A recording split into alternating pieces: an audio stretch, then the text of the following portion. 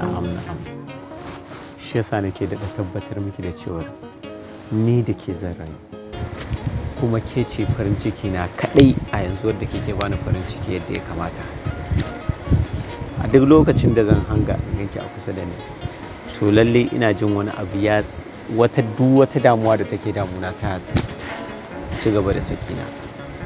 Ina fatan za ki bani kula yadda ya dace. Ina godiya sosai mara adadi. Jabir, wace ce wannan? Tambayar ka nake wace ce wannan? Malaf, wace ce wannan? Haba Jabir, ya za ka min haka?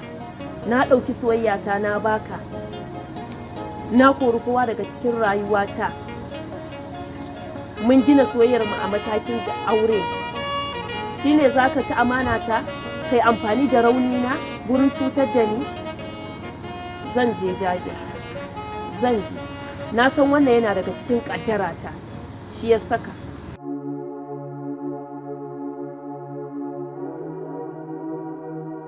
Mu je da Allah. Kai Jabir, me yasa ku wasu mazan ba ku da imani ne?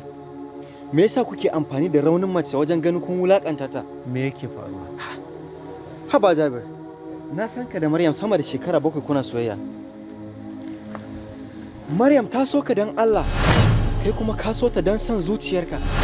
Ta so ka don ta rayu da kai, kai kuma ashe ka so ta ne domin wata baiwarta da Allah ya mata? Sabida kana tunanin ka samu wacce ta fita? To ina so ka yi tunani domin ka gyara gobanka. Jabir, ka juyo ka kalli Maryam. Idan da a ce ‘yarka ce ko ƙanwarka ko wata jininka, za ka so a yi mata irin wannan yaudarar? Shikenan Jabir, ka je duniya ce, Maryam kuma Allah zai kula da ita.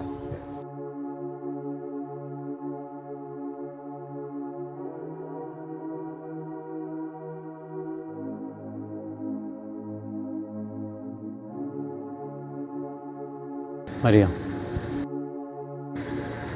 don Allah don annabi ki haƙuri na abin da ya faru.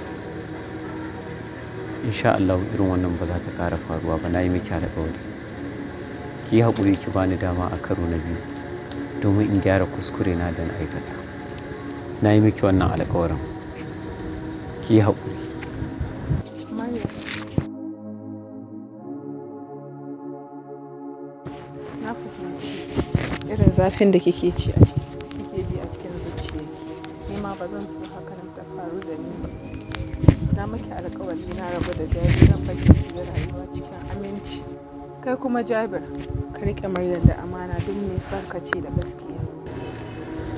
Maryam, ki yi haƙuri. Tun da ya zagayo a karo na biyu, ya nemi afuwar ki yi haƙuri. Jabir, Maryam mace ne mai son ka da gaske.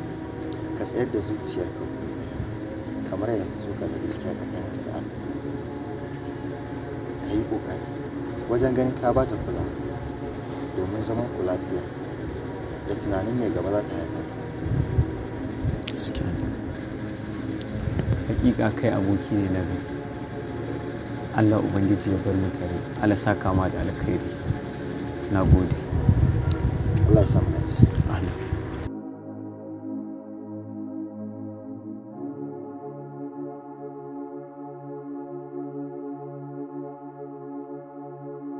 Maryam, ki mun fara'a mana ko da zan ji sanyi a zuciya na.